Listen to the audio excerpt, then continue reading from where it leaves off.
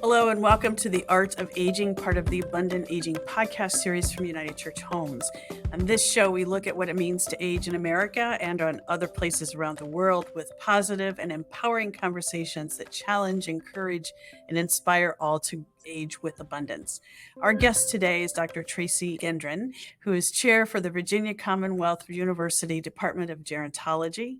She is also director for the Virginia Center on Aging and is the author of the book Ageism Unmasked, Exploring Age Bias and How to End It. With over 25 years of experience as a grant-funded researcher and nationally recognized speaker, Tracey is dedicated to raising awareness and ending ageism through education. Her personal and professional goal is to raise awareness of elderhood as the solution to the deeply embedded ageism perspective that's pervasive in all cultures, settings, and individuals. And we should mention that Dr. Gendron is going to be our keynote speaker at our annual Ruth Frost Parker Center Symposium, which will be on October 6th this year, 2023. And you can register for it to attend live in Columbus, Ohio, or online by visiting unitedchurchhomes.org/2023-annual-symposium/. Welcome, Tracey. Nice to be here, Beth. Yeah, so I do want to pause, and would you just give a brief definition of what ageism is, since I've already mentioned that in the intro, and we're going to be talking about that throughout the podcast. Yeah, absolutely. So ageism is in its largest form discrimination based on age. So it's anytime we discriminate, we stereotype, we marginalize, we make assumptions or judgments about somebody based on age. That all falls into ageism. And that can be towards people that are older. It can also be towards people that are younger. So ageism is directed towards other people, but ageism is also internally directed. It's how we feel about our own aging. It's the potential fear that we carry around about growing older and what that means for us. So it's external, it's internal, and then it also lives within our relationships. How we talk to each other about what it means to be older, how we compliment each other often on looking younger or acting younger, or how we disparage what it means to be old. Oh, I'm 52 years young instead of 52 years old. All of that lives within our relationships. So it's actually quite nuanced and multi-layered. Thank you. So I mentioned your book, Ageism Unmasked, and it was published a year ago. And what have you learned as an author and a gerontologist in this year of sharing this book and having conversations on this work with a wide variety of audiences? I've learned so many things. It's been a really fascinating year, and it's been, really exciting to have this conversation with so many different people in different organizations. It's interesting to me, ageism and ableism, both ableism is discrimination based on ability, are kind of less included in a lot of diversity, equity, and inclusion initiatives. It's like really an afterthought, I think, for so many. So when I come in to talk to different groups of people, it's always interesting to me to see how younger people connect with this material. And that really took me by surprise the first time or two that this happened was younger people coming forward and saying, I've really experienced ageism. I have, been told I'm too young for this job because, or I look a certain way, so I must not be qualified for something. And that was really surprising. And then so many people who were telling me about their experiences being judged based on their generational label and how that was feeding into ageism. So all of that, really got me thinking and got me exploring ageism towards younger and generational ageism as kind of, more deeply than I had thought about them before. It's been fascinating. Yeah, my personal affinity to ageism is because I experienced pretty significant ageism in my early 20s as a young woman entering a career that was predominantly dominated by men. And actually recently, as in yesterday, a major denomination just voted once again and said women are not allowed to be clergy, and I am an ordained pastor. And so I think that in large part of my journey and affinity towards all this has to do with the ageism that I experienced as a young Younger person. woman, those two together. Yeah. So the other thing is that I am born during the period of time, the 4 years that are very controversial. Technically, I'm a baby boomer because I was born before 1964. But I can't tell you how many times I've had conversations, particularly in graduate school, with others who are officially baby boomers who didn't want to claim me. They're like, how can you be of our generation? And so I've wrestled personally with the whole generational labels, and tell me a little bit about your observations of those labels and how do they contribute to ageism, and are they helpful at all? Yeah, it's a good question. And there's so many layers. This is just a soapbox and a passion of mine, to tell you the truth. So, like ageism, which exists everywhere, this generational labeling also kind of is just normative. It's just something that we hear about and we just kind of take for granted. We don't really think about it very much. It's like, oh yeah, you're a baby boomer, you're a Gen Xer. When you stop and you take a step back and you think about, what does that actually mean? Who decided these labels? Who decided what years these labels started? You start to have more questions than answers. And digging into this, what I have learned is, other than the baby boomers, who at least had a rationale for why it was 1946 to 1964 with, the number of birth rates, the rest of them really don't have rationale. They're kind of arbitrary as to when a generation starts and when a generation stops. And then I think, we have misused them in so many ways, where we actually believe at this point that people born within this 15 to almost 20-year period have common likes and common dislikes and common personality traits, and that we can predict somebody's behavior based on whatever generational label we gave them. It's actually ridiculous when you think about it. I'll give the example of, baby boomers, as you said, born 1946 to 1964. You cannot tell me that someone born in 1946 had the same historical experiences as someone born in 1964. It doesn't make any sense. They don't. And then if you think about the concept of intersectionality by Kimberly Crenshaw, and you talk about how all of the forms of our identities impact our experiences, you also realize two people born in the same year can't possibly have the same experiences. If we look different, if we live differently, if we just don't. Life doesn't work that way. And yet we lump all of these people into this group and think that it means something, that it's a homogenous predictor of behavior. And I think that, really marketers really leaned into this. And I understand the need to want to wrap your head around a target market and how we can sell them products and what behaviors they'll have. But I think we've taken it to a really unhealthy level. And instead of using it as a predictor of trends or even looking back onto trends, we now use it to predict individual decisions and personalities. And I actually think that's a bit dangerous and misguided. Yeah, and in previous historical contexts, we use the generation to refer to family Family. systems. Yep. Like my parents, that generation across the family system, and Yep. I'm the oldest of my generation of Yep. my sisters and my cousin and all. And I think because our culture has become even more diverse, everybody isn't following the same pattern. Going to high school, getting married, or going to college and getting married. So everyone's having children about the same time. And so there was this assumption that we had the same experiences. I have to tell you, our daughter was in first grade, and she came home one day and she was telling me about this conversation around the kids around her table. And one of them said, my mom is 25. And someone else said, well, my mom is 23. And someone else said, well, my mom is 27. And she reported to me then, she said, it was that point, Mom, when I decided I was not going to participate in the conversation because her mother was like 38.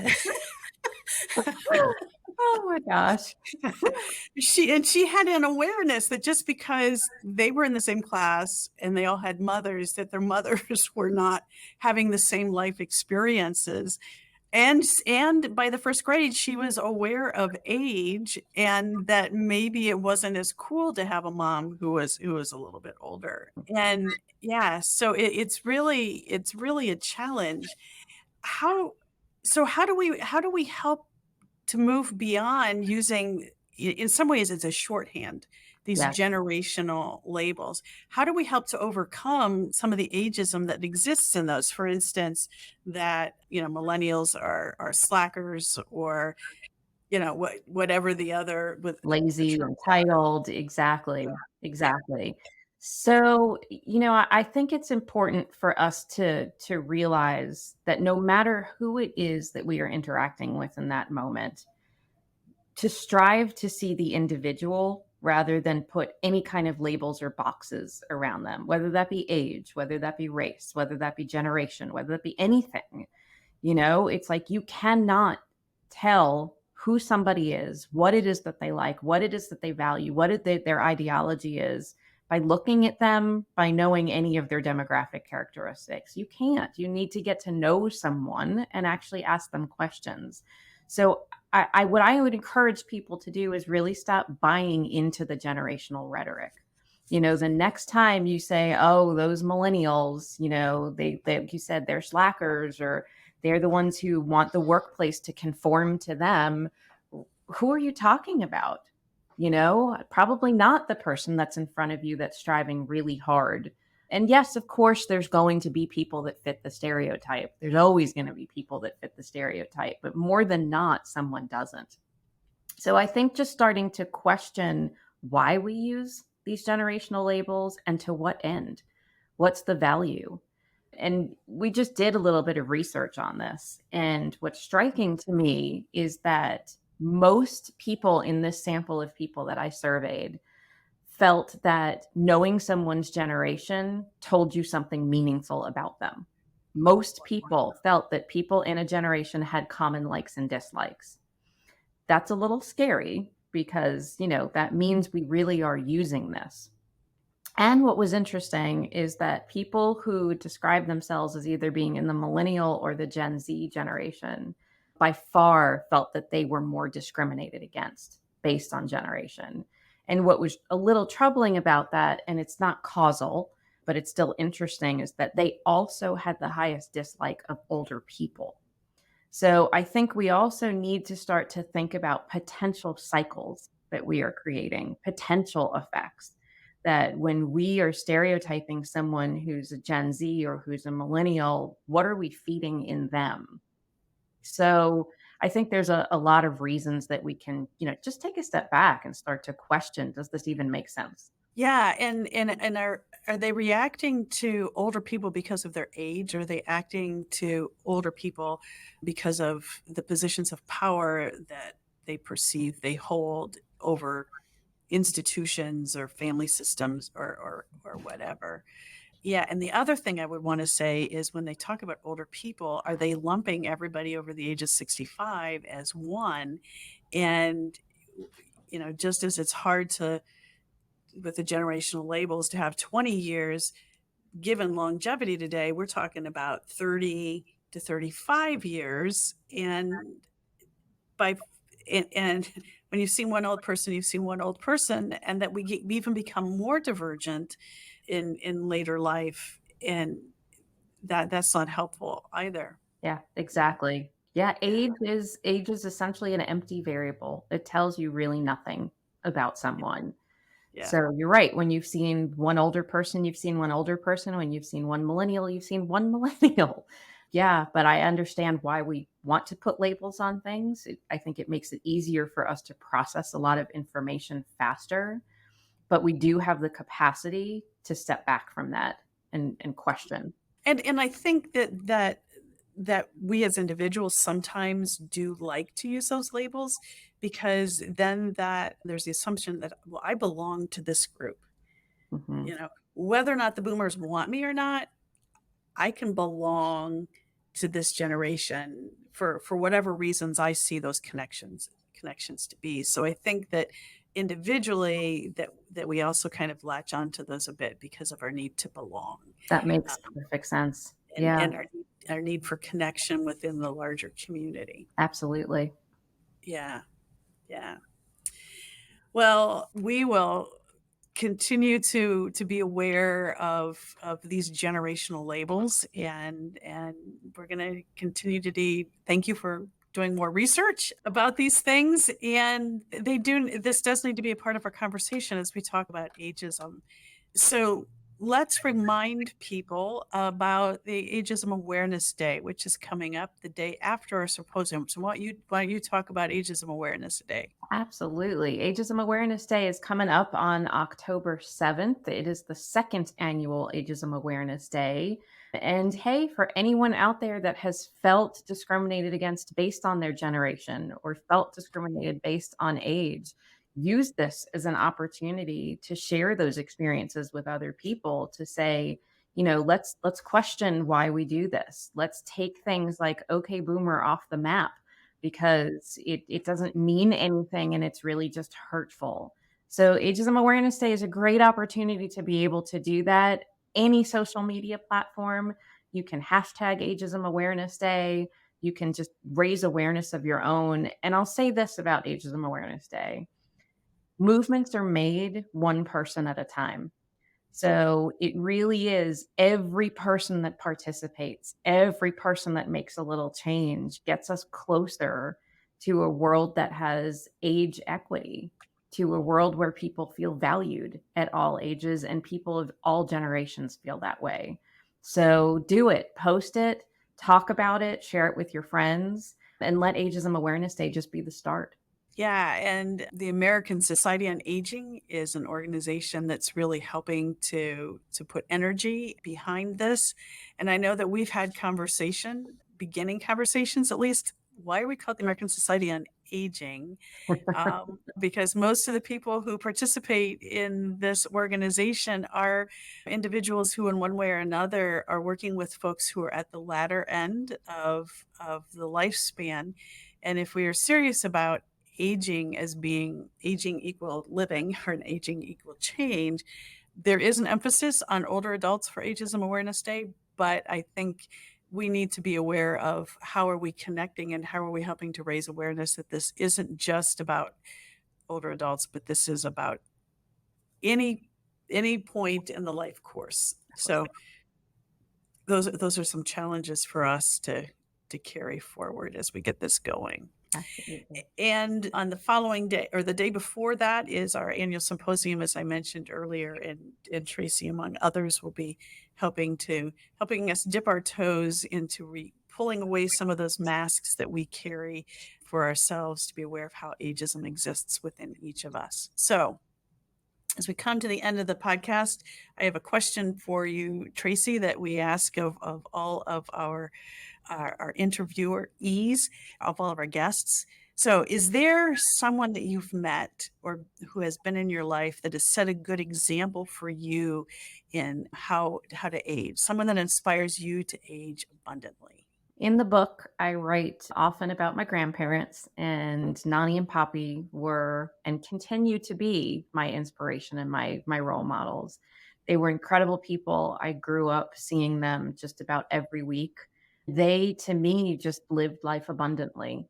They did so much joy and so much passion around family and love and just being with them really opened the door for me to not only want to be a gerontologist, but to see aging in a way that a lot of people don't. So for sure, I have a picture of them in my office that's up high so that I can look at them. And so I feel like they are looking at me and really proud of how I am advocating for older people, who all of us, because we're all aging. So for sure it would be them. I loved reading your stories and of how they inspired you in your book. The other thing that I'm aware is how fortunate you are. Many of us say it was our grandmothers but for you to have had your grandparents, your nanny and your papi, Yeah. because he lived into his 90s, I Yeah. forget. Yeah. Yeah.